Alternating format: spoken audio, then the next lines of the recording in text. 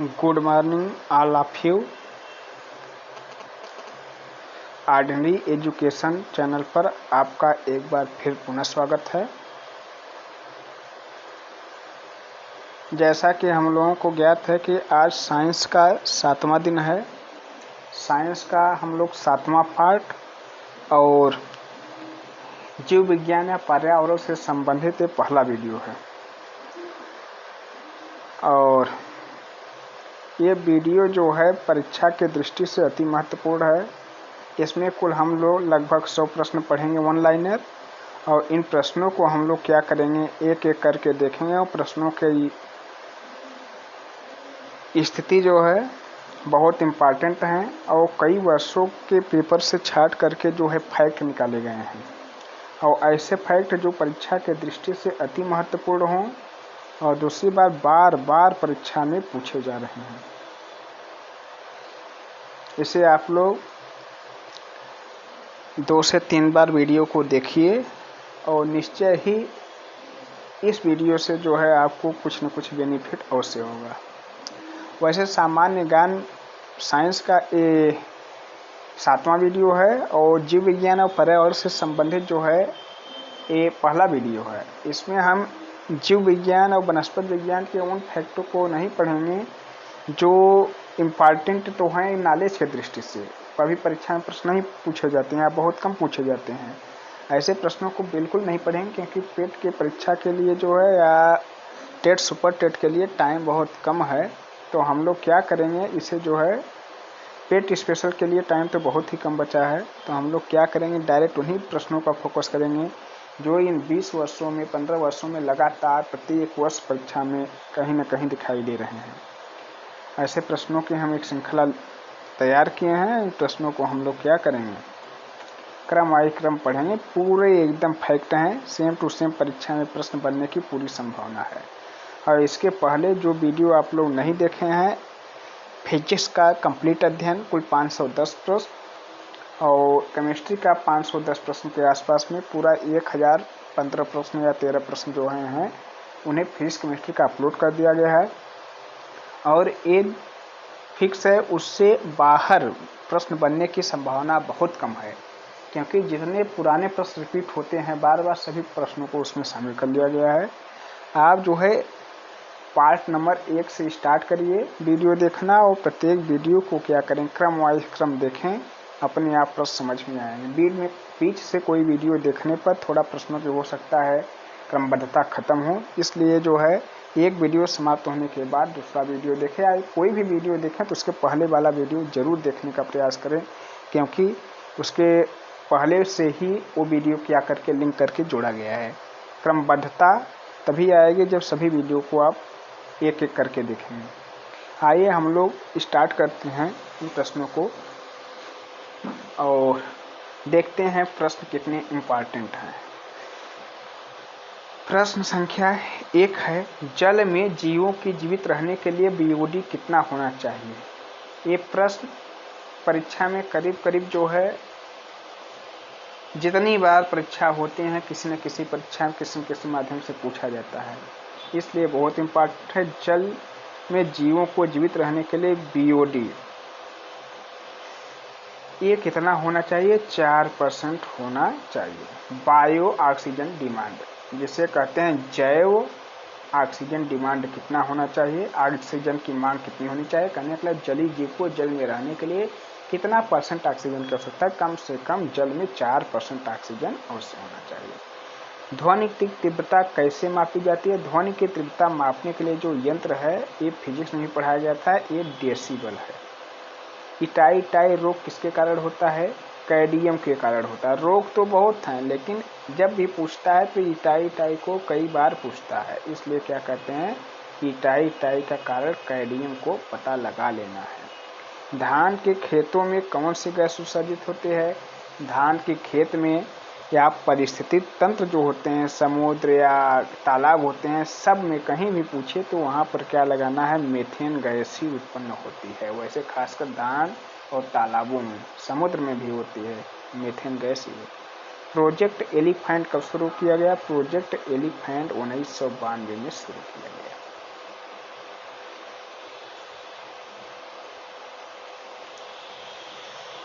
भूतापीय ऊर्जा। भूतापीय ऊर्जा किस प्रकार की ऊर्जा है? नवीकरण या अनवीकरण। नवीकरण ऊर्जा क्या होती है, अनवीकरण ऊर्जा क्या होती है? देखिए, नवीकरण ऊर्जा का मतलब होता है ऐसी ऊर्जा जिसे हम लोग क्या करें, बाद में फिर से बना लें। और अनवीकरण ऊर्जा जिसे बाद में खत्म हो जाने के बाद न बना पाए। जैसे कोयला हो गया, जितने खदान में है खत्म हो जाएगा तो कोयला पुनः से हम लोग नहीं बना पाएंगे। पेट्रोल, डीजल, पेड़ पौधे सॉरी नहीं, कोयला, डीजल, जिन्हें ऐसा सामान या ऐसा ऊर्जा का स्रोत जिन्हें एक बार कहीं से निकाल लेने के बाद दोबारा वहाँ पैदा न हो सके, वो क्या है? अनवीकरणीय है। नवीकरणीय में क्या है? सोलर लाइट है, सूर्य से हम हर समय हम लोग ऊर्जा ले सकते हैं। जल से जल विद्युत वाली ऊर्जा ले सकते हैं। अब में भूतापी मतलब भूमि से हमें तापी ऊर्जा अगर निकालना हो तो हम हर समय बना सकते हैं भूताप के। भूताप मतलब वही सोलर पैनल का ही कॉन्सेप्ट होता है, ये नवीकरणीय है। सीधे शब्दों में कि जो ऊर्जा रिन्यूएबल हो सके या पुनः बनाई जा सके, वे क्या है? नवीकरणीय। जो नहीं बनाई जा सके वो क्या है? अनवीकरणीय। भारत में कुल कितना वन क्षेत्र है? भारत में कुल वन क्षेत्र जो है, अभी वन रिपोर्ट आई हुई है नई, उसे करंट में अपडेट कर दिया जाएगा। ये लगभग इतना ही है, 24.16। तो कुछ भी आए तो भारत में कुल वन क्षेत्र पूछे तो 24 से अधिक ही लगाना है। 24.16, 24.20, 24.22 यही सब परसेंट रहेगा, लेकिन 24.16 ये जो है वन रिपोर्ट के अकॉर्डिंग ही शायद बनाया गया है। इसे फैक्ट में एक्स्ट्रा हो तो कमेंट में उत्तर देना, नहीं तो आने वाले समय में जो करंट का वीडियो अभी अपलोड किया जाएगा, संपूर्ण 1 वर्ष का करंट मैक्सिमम 1000 इम्पॉर्टेंट प्रश्न के साथ जो है 800-900 प्रश्नों के साथ अपलोड किया जाएगा। उसमें सब चीज़ें ये रहेगी कितना परसेंट है। भारत में सर्वाधिक सघन बल वाला राज्य ये अरुणाचल है, कई वर्षों से लगातार पहले स्थान पर बना है। कार्बन मोनोऑक्साइड प्राथमिक प्रदूषक है, यह वित्तीय प्रदूषक। प्राथमिक प्रदूषण कार्बन मोनोऑक्साइड जो होता है ये वृत्तीय प्रदूषक प्राथमिक प्रदूषक होता है। वृत्तीय प्रदूषण का मतलब चक्रीय प्रदूषण ऐसा नहीं है, ये जो है प्राथमिक है। कहीं पर परीक्षा पूछे तो प्राथमिक प्रदूषक के रूप में कार्बन मोनोऑक्साइड होता है। अब कार्बन मोनोऑक्साइड होता क्या है, थोड़ा सा उसके बारे में जानिए। कार्बन मोनोऑक्साइड जैसे कोई 4 व्हीलर या 2 व्हीलर गाड़ी जा रही है तो उसमें से जो देखिए कच्चा धुआं निकलता है, जो मार्केट में धुआं दिखता है, कोई गाड़ी जा रही बहुत ज़्यादा धुआं दे रही है तो कार्बन मोनोऑक्साइड है। वो विषैली गैस होती है क्योंकि वो अर्ध दहन होता है। पेट्रोल, डीजल ये कहाँ से प्राप्त होता है? केरोसिन। जब इन ज्वलनशील पदार्थों का अर्ध दहन होगा, लकड़ी, कोयला किसी का भी आधा दहन होगा, मतलब पूर्ण रूप से जब जलेगा तो धुआं कम निकलेगा, और धुआं निकलेगा तो स्वच्छ निकलेगा, वो ऊपर चला जाएगा, वो कार्बन डाइऑक्साइड पैदा कर सकता है, वो ज़्यादा विषैला नहीं हो सकता है। लेकिन जो है जो क्या होता है, धुआं जो है अर्ध ज्वलनशील के साथ निकलता है, वो दुर्गंध भी देता है और क्या होता है उसे प्राथमिक प्रदूषण कहते हैं, और वही क्या है? कार्बन मोनोऑक्साइड है। ये विषैला है, इसके प्रभाव से बहुत ज़्यादा समय तक इसमें रहने से व्यक्ति को क्या हो सकता है? बेहोश भी हो सकता है। कार्बन मोनोऑक्साइड एक विषैली गैस के रूप में जानी जाती है। कार्बन मोनोऑक्साइड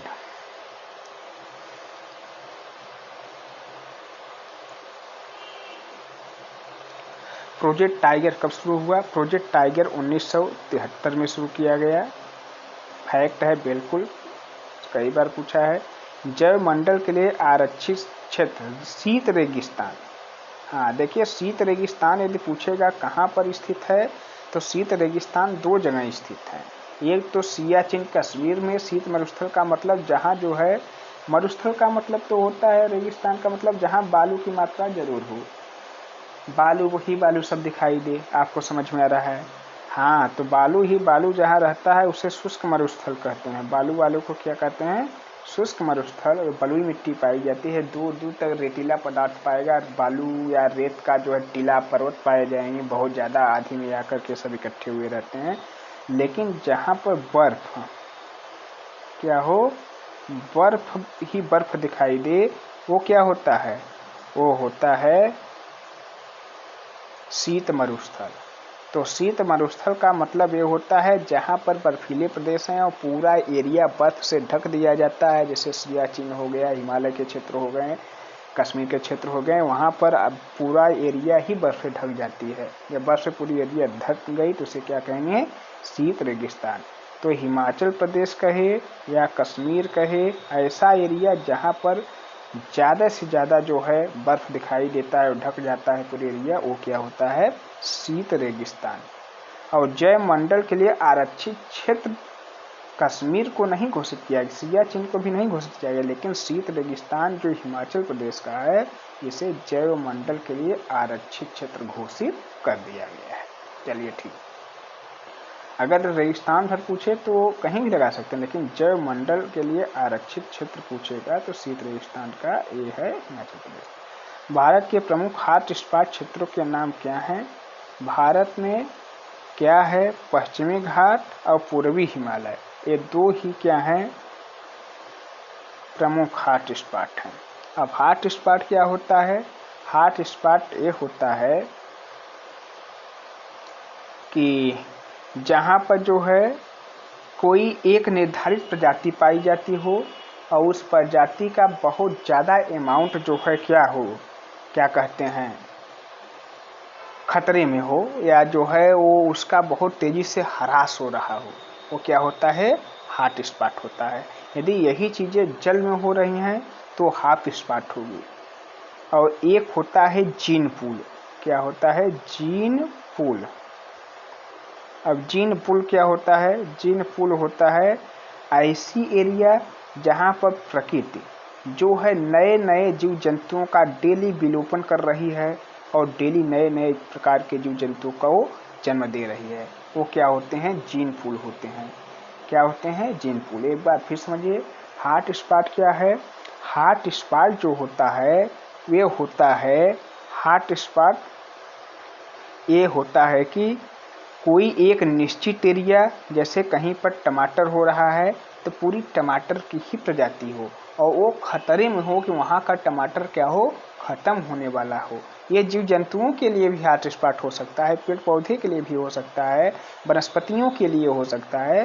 तो जैसे कोई भी मतलब जंगल हो गया, कोई समुद्री इलाका हो गया, कुछ भी हो गया जहाँ पर एक ही प्रकार की बहुत सारी प्रजातियाँ हैं, बहुत सारे मतलब वनस्पतियाँ हैं और उनका अस्तित्व खतरे में पड़ जाए। जैसे टाइगर हैं और टाइगर बहुत हैं किसी जंगल में और वहाँ उनका मूल निवास है, वहीं रहते हों। जैसे जंगली गधा समझ लीजिए, जंगली गधा हो गया, कच्छ के रण में रहता है और जंगली गधा यदि जो है खतरे में पड़ जाए, इस समय खतरे में तो नहीं है वो, लेकिन यदि वो खतरे में पड़ जाए तो उसे क्या कर दिया जाएगा? हॉट स्पॉट घोषित कर दिया जाएगा।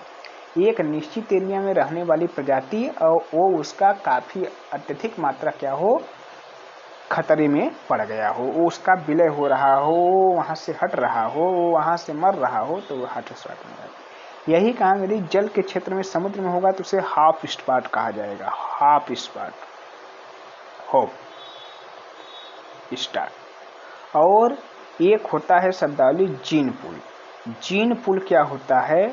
जीन पूल ऐसा एरिया होता है जहाँ पर प्रकृति के द्वारा जीन पूल, जहाँ पर प्रकृति के द्वारा डेली नए नए प्रकार के जीव जंतुओं का क्या होता है? नई नई जीव जंतुएं प्रकृति क्या करती है? उत्पन्न करती है। ऐसे समझिए, जैसे मेढक हो गया। अब मेढक की नई प्रजाति जो है वहाँ पर, या तो मेढक कोई प्रजाति समाप्त होगी या तो नया प्रजाति क्या होगा? उत्पन्न होगा। तो समाप्त तो वैसे नहीं होता है, मुख्य रूप से समाप्त होने की प्रक्रिया जीन पूल में नहीं है। जहाँ डेली नए नए प्रकार के, जैसे जियाजन जैसे होता है 25 प्रकार के यहाँ पर ये फूल हैं, सैकड़ा प्रकार के चींटियाँ हैं, हजारों प्रकार की बिल्लियाँ हैं, तो ये चीज़ें वहाँ नए नए प्रकार के नए नए जीवों का निर्माण होता है। कीड़े मकोड़े पशु पक्षी का नया नया निर्माण होता है, नए नए प्रकार के जंतुओं का निर्माण होता है। ये एरिया होता कहाँ है? ये डेल्टा और एक्चुअरी जो होता है, आप लोग पढ़े होंगे, समुद्र में मिलने वाली जैसे नदियाँ सभी जाती हैं, समुद्र में जा कर के मिलते हैं, कोई डेल्टा बनाता है, कोई एक्चुअरी बनाता है। कमेंट में बताने का प्रयास करें कि डेल्टा क्या होता है, एस्चुअरी क्या होता है। ठीक, ओके। पश्चिमी घाट पूर्वी हिमालय, ये हॉट स्पॉट है। इंडिया में 2 हॉट स्पॉट हैं, पश्चिमी घाट क्षेत्र है और पूर्वी हिमालय का क्षेत्र है। 24D क्या होता है? 24D खरपतवार नाशी होता है। 24D क्या होता है? खरपतवार नाशी होता है। ह्यूमेलियन क्या होता है? मानव जनित प्रदूषण होता है। अब इसे आप लोग सामान्य में ऐसे पढ़िए, जो चीज़ें एक्सप्लेनेशन करने वाली रहेगी उसे हम बताएंगे, नहीं तो इसका स्कैन लेना आराम से और इसे बार बार देखना। आप अपने आप इन प्रश्नों को कम से कम 10 बार पढ़िए, जरूर पढ़िए। मानव जनित प्रदूषण क्या होता है? ह्यूमेलिन होता है। परीक्षा में कई बार पूछा गया है, एसएससी में ये भी पूछा गया है कि 24D क्या होता है? 24D खरपतवार नाशी होता है। सभी प्रश्न वहीं से लिए गए हैं, तो जायज है कि प्रश्न पूछे ही जाएंगे, बताने वाली बात नहीं। स्पेस ढिबरी से आप क्या समझते हैं? स्पेस ढिबरी का मतलब होता है अंतरिक्ष में कूड़ा करकट। अब आप लोग को समझ में अंतरिक्ष में कूड़ा करकट कैसे हो गया? तो ये होता है, जितने व्यक्ति अंतरिक्ष में जाते हैं तो पैदल तो जाएंगे नहीं, वो किसी एक निश्चित यान से जाते हैं, एक निश्चित जो है वायुयान से जाते हैं। तो उसमें बहुत सारे मटेरियल लगाए जाते हैं ताकि जो है वो सरवाइव कर सके अंतरिक्ष में, और वो बहुत लंबी चौड़ी यान होती है। तो जैसे काम खत्म हो गया जो आए तो बहुत भारी भरकम सामान लेके जाते हैं लोग यहाँ से, रहने के लिए, खाने के लिए, पीने के लिए, रिसर्च के लिए। तो जो चीज़ें उनकी आवश्यकता की वहाँ रहती है, रिसर्च हो गया तो यान जितना वजन रहेगा उतना ज़्यादा ईंधन खाएगा। तो इसलिए जिनका काम समाप्त हो जाता है, जैसे कोई बैटरी ले गए, सोलर पैनल ले गए, क्या ले गए, चार्जर ले गए, वो सब खत्म हो गया, तो वहीं पर रहते चीज़ें छोड़ देते हैं और अपने यान को थोड़ा हल्का करके लेके चले जाते हैं ईंधन बचाने के चक्कर में। तो या जो है वहाँ पर कोई ऐसा उपकरण लगा दिए जिससे वहाँ का लोकेशन पता लगे, कोई सैटेलाइट है उसमें टहल रहा है, वो गिर रहा है, भंग हो रहा है, कोई यान जो है क्रैश कर गया, तो ये सब जो है अंतरिक्ष में कूड़ा करकट है। ठीक, कृत्रिम वर्षा कराने में कौन से तत्व शामिल हैं?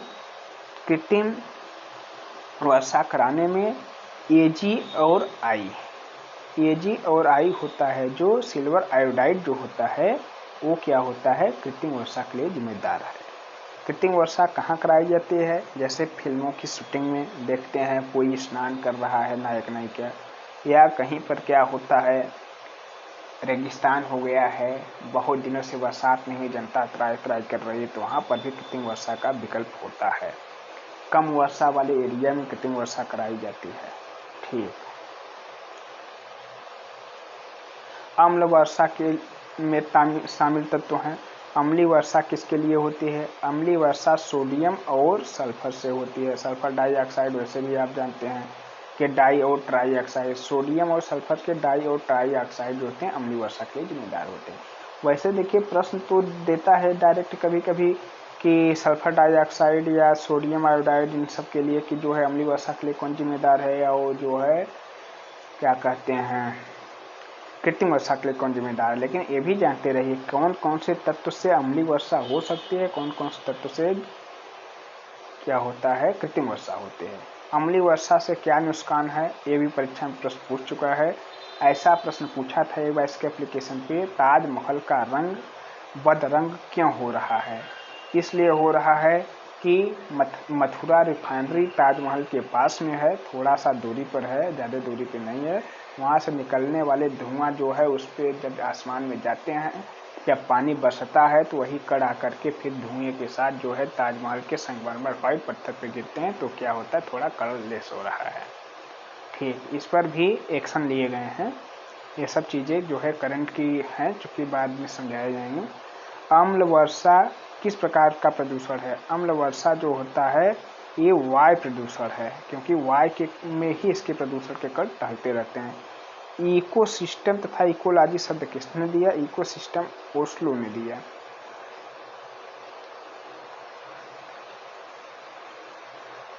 ओजोन दिवस कब मनाया जाता है? 16 सितंबर को मनाया जाता है। जैव विविधता दिवस कब मनाया जाता है? ये 22 मई को मनाया जाता है। 10 दिवस हैं करीब करीब, वही यदि रट लें तो आप लोग का काम हो जाए। 7-8 दिवस। ओजोन दिवस 16 सितंबर, जैव विविधता दिवस 22 मई, विश्व जल दिवस 22 मार्च, पर्यावरण दिवस 5 जून, विश्व खाद्य दिवस 16 अक्टूबर। इसी प्रकार से और 2-4 दिवस हैं, वो भी परीक्षा पूछे जाते हैं, लेकिन इतने दिवस प्रत्येक वर्ष पूछे जाते हैं। मातृभाषा दिवस कब मनाया जाता है? और जो है विश्व क्या कहते हैं हिंदी दिवस कब मनाया जाता है? विश्व क्या कहते हैं और कोई ये जो दिवस हैं उन सबको आप जो है वन दिवस, वनकी दिवस, जो है पर्यावरण दिवस, इन सबको आप क्या करिए रख लीजिए। गौरैया दिवस। भारत सरकार ने किस जीव को जलीय जीव घोषित कर दिया? भारत सरकार ने डॉल्फिन को जलीय जीव घोषित कर दिया। कौन सी गैस रखते ही हीमोग्लोबिन में परिवहन बाधित हो जाती है? Carbon monoxide. जैसा बताएं कि कार्बन मोनोऑक्साइड जो है उसके संपर्क में ज्यादा समय तक रहने से व्यक्ति बेहोश हो सकता है, भी इसके ऊपर समझाया गया। जो कच्चा धुआं होता है, तो कार्बन मोनोऑक्साइड से मनुष्य बेहोश क्यों होता है? इसलिए बेहोश होता है कि कार्बन मोनोऑक्साइड जो है विषैली गैस है और हीमोग्लोबिन शरीर में रक्त के संचार को रोक देता है। जब शरीर में रक्त का संचार रुक जाएगा, धीरे धीरे करके एकदम नहीं होगा, तो आप अपने आप जो है गिर जाएंगे। जब रक्त दौड़ेगा नहीं तो आप दौड़ेंगे नहीं। तो इस कार्बन मोनोऑक्साइड, इसे याद रखना। यूएनईपी का मुख्यालय कहाँ स्थित है? नैरोबी, केन्या देश की राजधानी है नैरोबी। ब्लू बेबी सिंड्रोम जल में किसकी अधिकता से होता है? ब्लू बेबी सिंड्रोम नाइट्रोजन की अधिकता से होता है। इसमें क्या करता है, बच्चे के मुंह से हर समय जो है मुंह से जैसे क्या करता है, वो उसका जो मुंह का लार होता है वो हर समय बाहर टपकता रहता है, एक गुब्बारे जैसा छोटा सा बुलबुले जैसा निकलता रहता है। इसे क्या कहते हैं? ब्लू बेबी सिंड्रोम कहते हैं। नाइट्रोजन की अधिकता से होता है।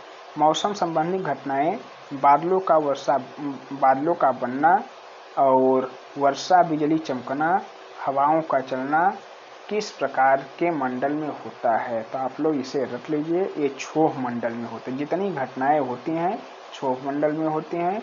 और क्षोभ मंडल कहाँ होता है? ये क्षोभ मंडल जो हम लोगों के ऊपर है, दिख रहा है छत पर, ये सभी घटनाएं यहीं बनती है और यही क्षोभ मंडल है। और इसके बाद तब क्या होगा? आयन मंडल, संताप मंडल, इन सबका नंबर आता है। आयन मंडल, रेडियो तरंगों का उत्सर्जन किस मंडल में होता है? आयन मंडल में होता है। पेयजल का सबसे बड़ा स्रोत क्या है? पेयजल का सबसे बड़ा स्रोत ग्लेशियर होता है। इसमें बर्फ जमे रहते हैं और बर्फों के धूप होने से या मतलब टेम्परेचर बढ़ने से बर्फ जो पिघलता है वही झरना, नदी, तालाब में बहकर आते हैं। वही पेयजल के सबसे बड़े स्रोत हैं। जल भूमि संरक्षण के लिए रामसर समझौता कब हुआ? रामसर समझौता ईरान देश में, रामसर एक सिटी है, वहीं पर हुआ था, इसलिए उसे रामसर समझौता कहते हैं। ये मत समझ लेना कि वही ये दशरथ के लड़के राम हैं, ना, ये सिटी है रामसर, ईरान की शहर में है। और 1971 में यहाँ पर भूमि के संरक्षण के लिए क्या किया गया था?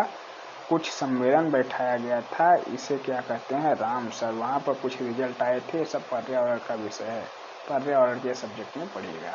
फूलों की घाटी कहाँ पर स्थित है? फूलों की घाटी उत्तराखंड के चमोली में स्थित है। वन विकास विषय है राज्य या केंद्र या समोच्च सूची का। वन विकास जो होता है समोच्च सूची में आता है। उत्परिवर्तनवाद का जनक कौन है? उत्परिवर्तनवाद का जनक डार्विन है।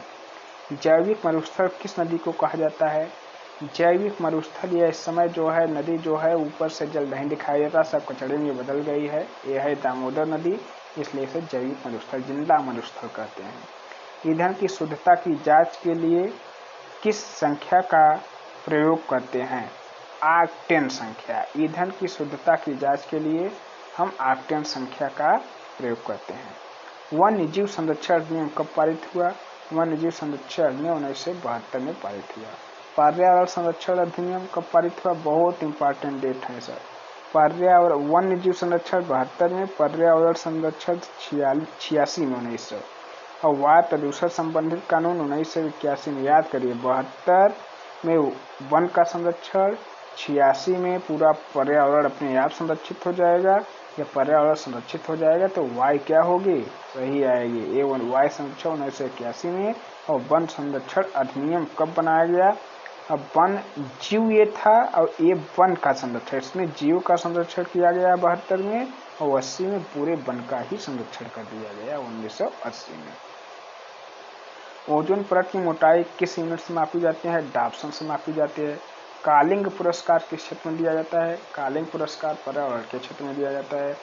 ज्वारी ऊर्जा के लिए सर्वोत्तम राज्य कौन सा है, ज्वारी ऊर्जा मतलब समुद्र से जो ऊर्जा प्राप्त की जाती है आता है लहर, गुजरात है। पवन ऊर्जा था सौर ऊर्जा के लिए सर्वोत्तम राज्य, राजस्थान है। भारतीय वन प्रबंधन संस्थान IIFM कहाँ है, ये है मौसम और जो वन है ये सब भोपाल में है। नीरी संस्थान कहाँ है, नागपुर में है। नीरी क्या है, पर्यावरण की सबसे पर्यावरण संरक्षण की सबसे बड़ी संस्था है नीरी, नीरी नागपुर, याद रखिए। भारतीय वन अनुसंधान संस्थान FSI कहाँ है, देहरादून में है। भारत स्टेज क्या है, पर्यावरण प्रदूषण का मापनक है। गिद्धों को किस रसायन से खतरा उत्पन्न हुआ, डाइक्लोफिनाल।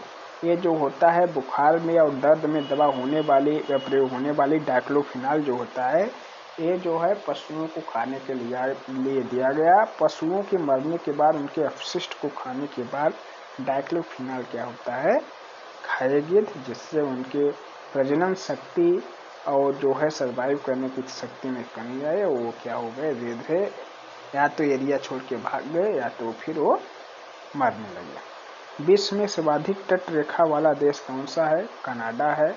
ओजोन परत में सर्वाधिक क्षेत्र कहाँ है, ओजोन परत में सर्वाधिक क्षेत्र कहाँ है, ध्रुवों पर है ओजोन सबसे ज्यादा। शराब के सेवन से होने वाला रोग, देखिए शराब से सेवन से होता है सिरोसिस। मूत्रालय में अप्रिय दुर्गंध का कारण अमोनिया होता है, और शौचालय में अप्रिय दुर्गंध का कारण क्या होता है, हाइड्रोजन सल्फाइड H2S होता है। हाई थीन क्या होता है, उच्च कोटि का ईंधन, यहाँ निधन लिखा है। हाई थीन क्या होता है, यहाँ देख लीजिए, यहाँ ईंधन होना चाहिए, ये निधन लिख दिया है, निधन नहीं ईंधन, ठीक, ओके। इको मार्क क्या होता है, इको मार्क पर्यावरण अनुकूल के लिए होता है। जैसे कोई क्या होता है, सामान आप बना करके उसकी पैकेजिंग कर दिए, जैसे आज के डेट में मसाले आते हैं, कोई खाने वाला सामान चिप्स आता है, अन्य चीज़ें बिस्किट आते हैं, जो भी चीज़ पैकेजिंग पे आते हैं उनके ऊपर देखेंगे पाई खींच करके कुछ लोगो बने रहते हैं, वो क्या होते हैं, इको मार्क एक होता है, एक होता है ट्रेडमार्क। इको मार्क जो होता है वो ये बताता है कि ये वस्तु जो नीचे अंदर पैक की गई है ये पर्यावरण को कोई नुकसान पहुंचाने वाली नहीं है। ये सभी प्रकार की कंपनियों को मिल जाते हैं, जो कंपनियां ठीक ठाक काम करती हैं, पर्यावरण के लिए नुकसानदेह नहीं। पर्यावरण अनुकूल के लिए क्या है, पर्यावरण अच्छा इको मार्क क्या है, पर्यावरण अनुकूल के लिए है। एग मार्क क्या है, एग मार्क खाद्य सुरक्षा तथा अनुकूलन के लिए है। और लेकिन एग मार्क भी बताया, इको मार्क सबको मिलता है लेकिन एग मार्क जल्दी लोगों को नहीं मिल पाता है। ये खाद्य सुरक्षा, इसमें ये प्रमाणित करना होता है कि जो सामान हम इसमें दे रहे हैं वो बहुत पूर्ण रूप से प्योर एंड सुरक्षित है। एक सींग वाला गैंडा के लिए कौन सा नेशनल पार्क है, काजीरंगा। और काजीरंगा कहाँ है, कालीरंगा नहीं, काजीरंगा, कालीरंगा लिखा हुआ है 59 नंबर में, कालीरंगा नहीं काजीरंगा। गिर गिद्ध उद्यान किस जानवर के लिए प्रसिद्ध है, गिर गुजरात में है और यहाँ पर सिंह पाए जाते हैं, बब्बर शेर के लिए प्रसिद्ध है। सिमलीपाल नेशनल पार्क कहाँ है, सिमलीपाल नेशनल पार्क उड़ीसा में है। केवलादेव बिहार या भरत राष्ट्रीय उद्यान राजस्थान में है। सरिस्का भी राजस्थान में है, बहुत तेज पूछता है सरिस्का कहाँ पर है। वायुमंडल की आर्द्रता को किस मापक यंत्र की सहायता से मापा जाता है, वायुमंडल की आर्द्रता को हाइग्रोमीटर से मापा जाता है। वायुमंडल में विद्यमान अक्रिय गैस कौन सी है, वायुमंडल में अक्रिय गैस जो होता है वो होता है आर्गन।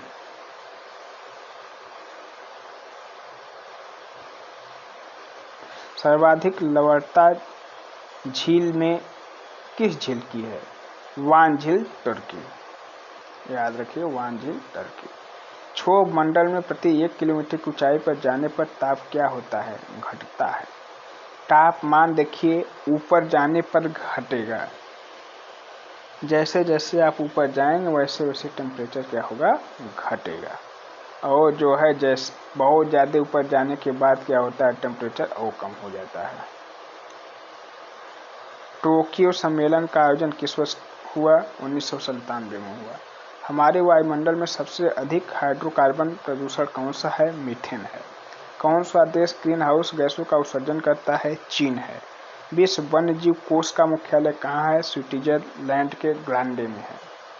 किस राज्य में सर्वाधिक राष्ट्रीय उद्यान है? मध्य प्रदेश। याद रखिए, मोस्ट इम्पोर्टेंट, किस राज्य में सर्वाधिक उद्यान है? गिनती में, काउंटिंग में मध्य प्रदेश है। भारत में सर्वाधिक जैव विविधता किस क्षेत्र में पाई जाती है? शांत घाटी, केरल में सर्वाधिक जैव विविधताएं पाई जाती है। वन्यजीव सप्ताह किस महीने मनाया जाता है? अक्टूबर के प्रथम सप्ताह में। डेली मनाया जाता है, 7 दिनों के लिए प्रोग्राम रखे जाते हैं। और इसके पहले जो है वन महोत्सव, यदि पूछे, वन जीव सप्ताह है, वन महोत्सव ये जुलाई के पहले सप्ताह में मनाया जाता है।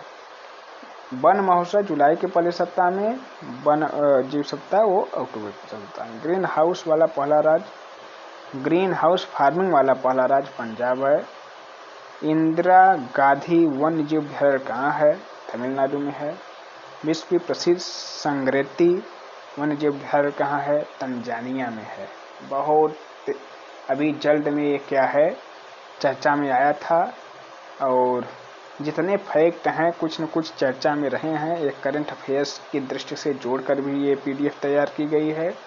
और क्या है, परीक्षा में ऐसे प्रश्न जो है बार बार आते रहे हैं और बार बार इन संस्थाओं से, इन गैसों से, इन जीवों से प्रश्न आ रहे हैं। इसलिए ऐसे प्रश्न को करीब करीब 150 प्रश्नों को चयनित किया गया है। एक वीडियो में 77, अगले वीडियो में 75। बायोगैस से उत्पन्न होने वाली कौन सी गैस है? बायोगैस से उत्पन्न होने वाली हीलियम गैस है। एक बार सभी PDF को आप आसानी से देख लीजिए और इसका स्क्रीनशॉट लेना हो तो स्क्रीनशॉट भी आप आसानी से ले सकते हैं।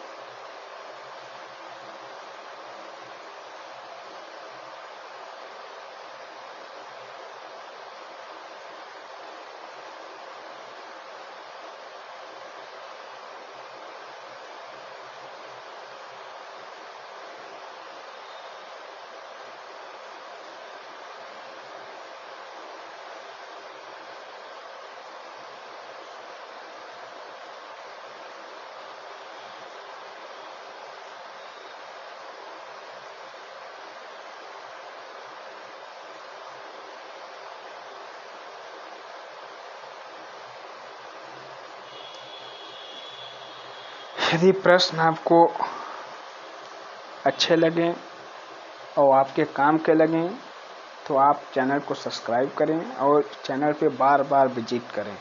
इसे बीच में स्किप करके थोड़ा थोड़ा करके ना देखें, एक तरफ से जो है वीडियो को देखने का प्रयास करें। निश्चय ही ये प्रश्न आपके लिए उपयोगी सिद्ध होंगे।